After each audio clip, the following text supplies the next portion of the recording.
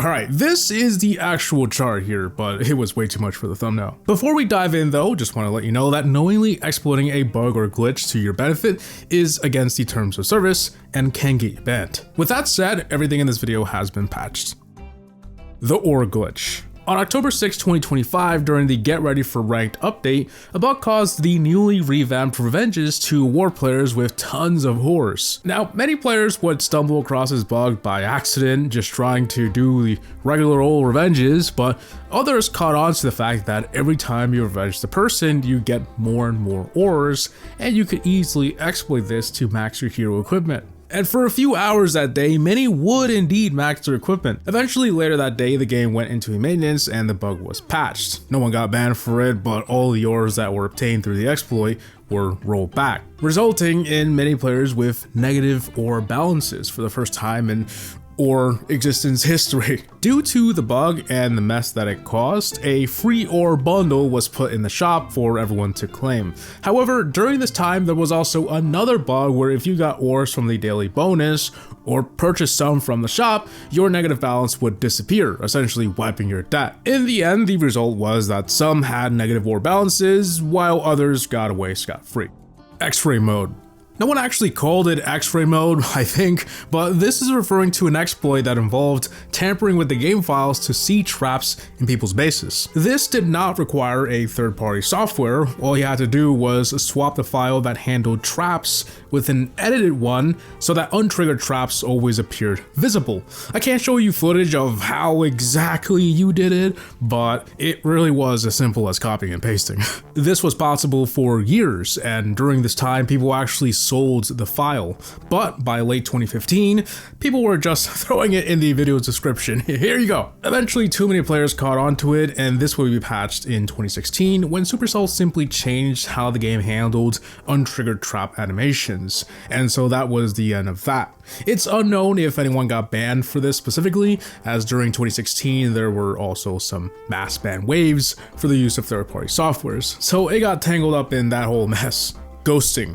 Between April 2014 and April 2015, there was a pretty popular exploit called ghosting where you would attack a base without the game actually counting that attack. It was also commonly referred to as sandbox mode or the airplane mode hack. It was actually around way before this, but it picked up steam with the release of Clan Wars. Essentially, during this time, Clan Wars was set up in a way where if you hit attack, you had 30 seconds to spectate that base, like a regular multiplayer attack. And you could back out if you wanted to, if you changed your mind. As long as you didn't drop a troop, it didn't count. But players quickly found a way to exploit this. By entering the battle and putting their device on airplane mode, they could attack the base and check for traps and see how the attack would play out, all while the game had no idea that was going on. And they could repeat this as many times as they wanted. From the outside, initially it looked like your base was being attacked, but then it canceled out with no attack being registered. In April 2015, they would add the attack screen where you could make sure you had your army ready, and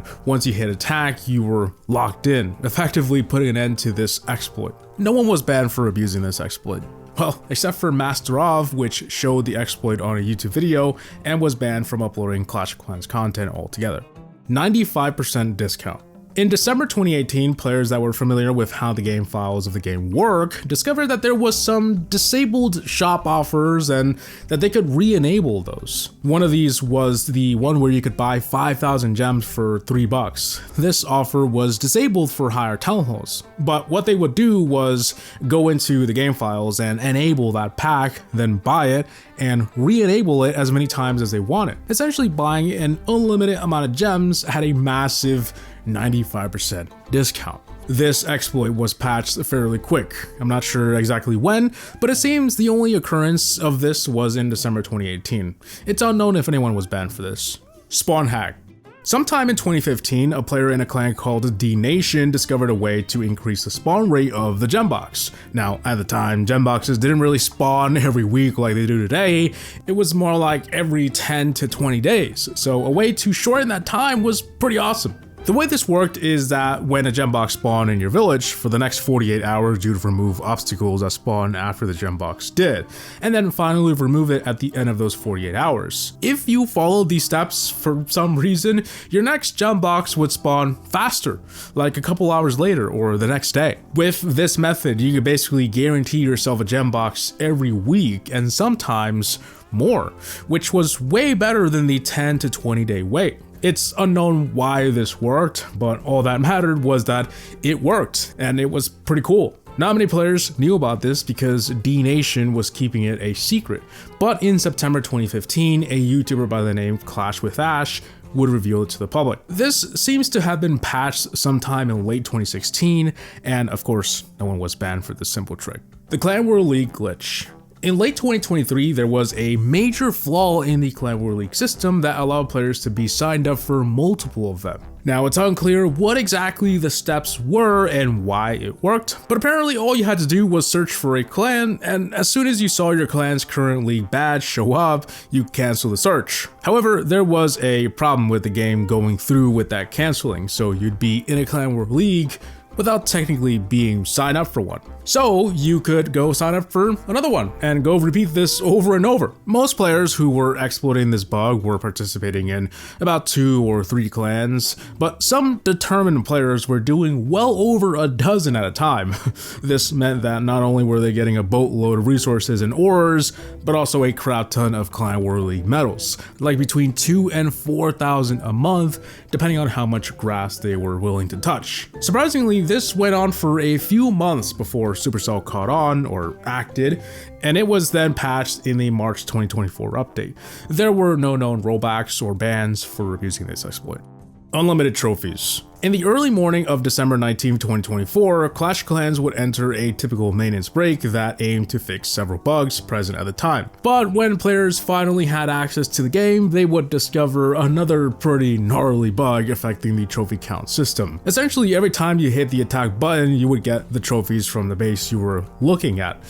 Yeah, just looking at the base is all it took. You didn't need to drop a troop or anything, just searching for a base would do. But even more messed up was hitting next forever, looking for some insane loot and ending up in Legends League all of a sudden. Now, most players ran into this issue by accident, but some did catch on to what was causing it and took the opportunity to hit all kinds of trophy records to claim free gems from those achievements. Just under 2 hours later though, they would go into an emergency maintenance to fix the trophy system, which lasted 4 hours, one of the longest maintenance break in Clash history. No one was banned and no rollbacks occurred, it was just a goofy mistake. The 306 bug.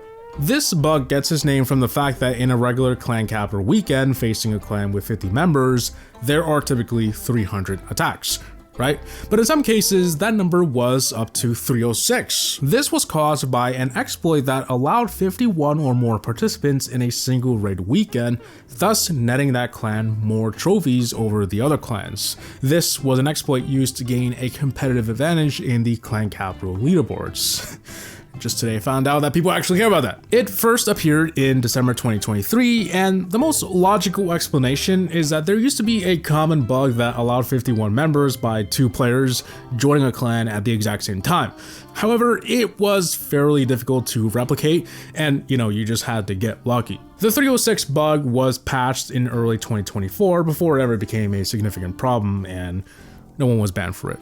Unlimited gems. On the 1st of June 2014, a bug seemingly popped out of nowhere where gem spending wasn't properly tracked. During this time, players would be playing the game as normal and maybe spend a gem or 2 finishing an upgrade or buying a builder hut, but then noticed that when they got back online not long after, the gems were back. But whatever they had spent those gems on was still there. Nothing was being rolled back. For about 4 hours that morning, players basically had unlimited gems. You could go crazy, spend it, reload the game, and do it again. And if you wanted to do some insane progress, buying a pack of gems wasn't a bad idea.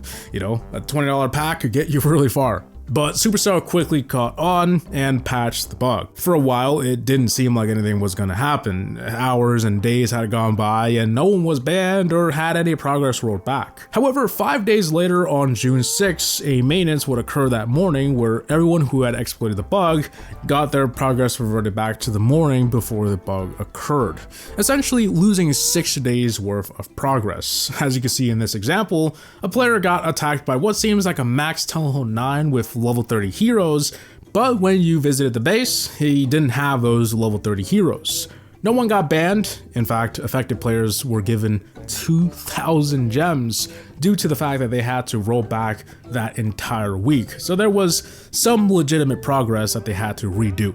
Faster hero upgrades. Starting in November 25th, 2024, when they added the Hero Hall to the game, players noticed a bit of an odd interaction with the Hero Hall and the Apprentice Builder. If you had heroes being upgraded in the Hero Hall whilst the Hero Hall itself was being upgraded, and you assign the Apprentice Builder to it, not only would the Hero Hall upgrade go faster, but also all of the hero upgrades. Now, of course, most players ran into this by total accident and probably didn't even notice. I mean, how many times are you upgrading your Hero Hall anyway, right? However, there was a small number of players who got the idea that if you keep upgrading the Hero Hall and canceling it, you can exploit this.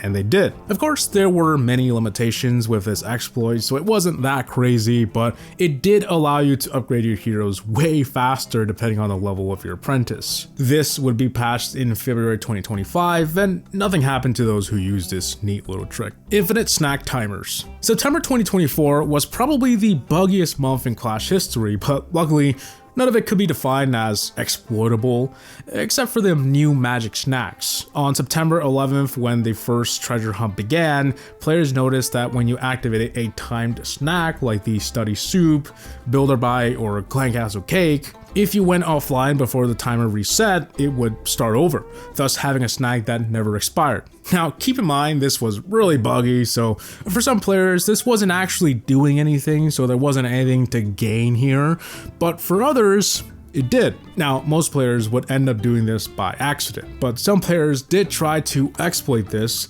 since they learned how to keep it active for as long as they wanted. Just 2 days later, on September 13th, a maintenance break would fix this bug, and in the end, it was just seen as a goofy mistake on Supercell's part. Unlimited war attacks. Similar to ghosting, there was also another way to sandbox or practice your attacks all the way back in 2015, but this one was a little bit more involved and actually let you do the entire attack. Essentially, what players were doing was going into the game files and changing the movement speed of one troop, like a barbarian for example, and then they would start the battle, and if the attack wasn't going to plan, or if they wanted to start over, they'd deploy that edited troop, and it would cause the game to desync and not count that attack as completed. This wasn't commonly known outside of the competitive scene.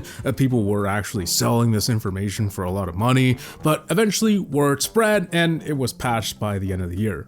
Out of sync exploit. On June 15, 2014, many leaderboard players were experiencing what they believed was a really annoying bug where the game would display an out-of-sync error after dropping a single troop on a base. And that's what caused them to lose the attack. This was a pretty big deal. Players were losing weeks worth of trophies in just a few minutes. Something wasn't right. Well, as it turns out, this was a combination of a lot of things, and unfortunately, some of it is still unknown, but we do know quite a bit. A leaderboard player at the time named Kemal was banned for 16 days for abusing what he referred to as a glitch in the servers, where you would go online while someone was attacking you and that would kick them out and they would lose. But come on, that normally doesn't happen. What do you mean? Obviously, there was more to the story that he wasn't sharing, because another upload would surface on YouTube of a guy named Owls Babar who seemed to be running Vincent Dog's account, another leaderboard player. Owls would show that when Vincent was being attacked, he would use a software called iMod on another account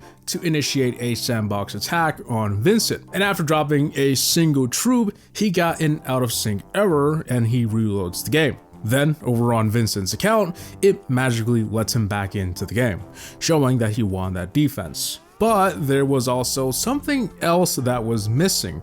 Kemal had explained that there was a glitch in the servers that they were exploiting.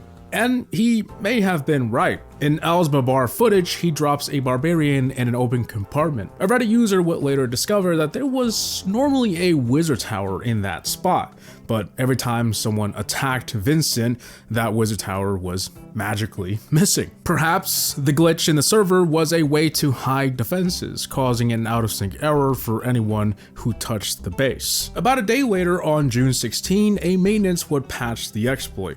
This time, many were banned for this, though just temporarily. No defenses.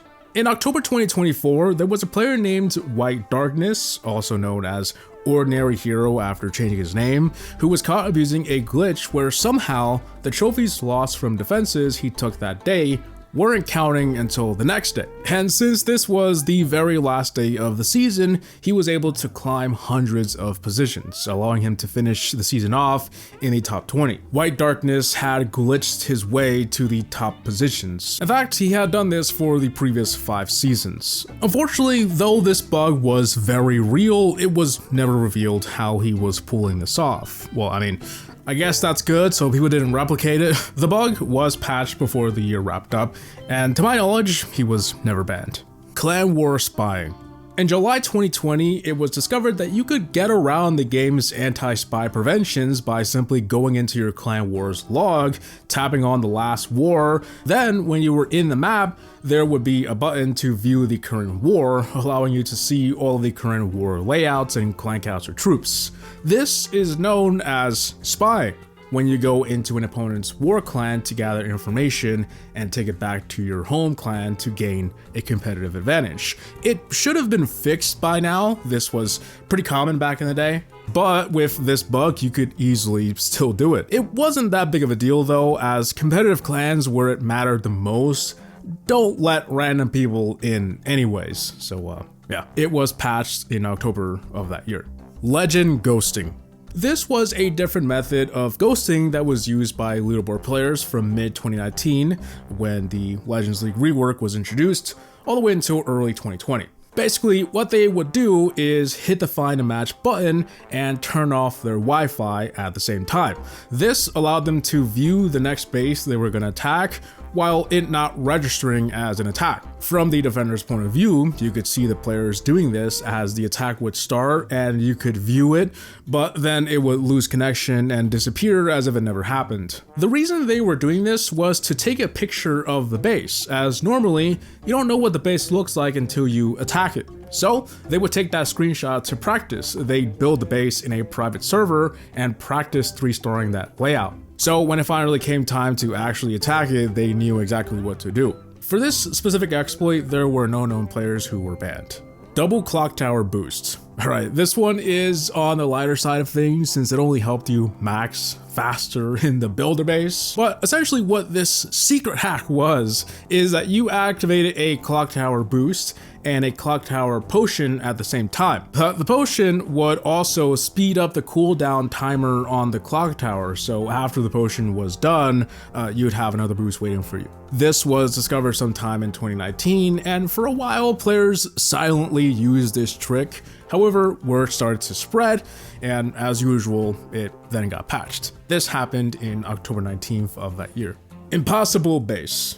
On December 9th, 2019, an update allowed you to finally place decorations outside the village boundaries. However, there was a major oversight with this new mechanic. Because you could now place decorations in those areas and you could easily swap buildings and decorations, well, players found out that you could make impossible bases by swapping the buildings outside the playable area, thus making a base that normally wasn't possible. But it wasn't just a weird base, it allowed you to have a base where it was impossible to attack because there was no deployable area.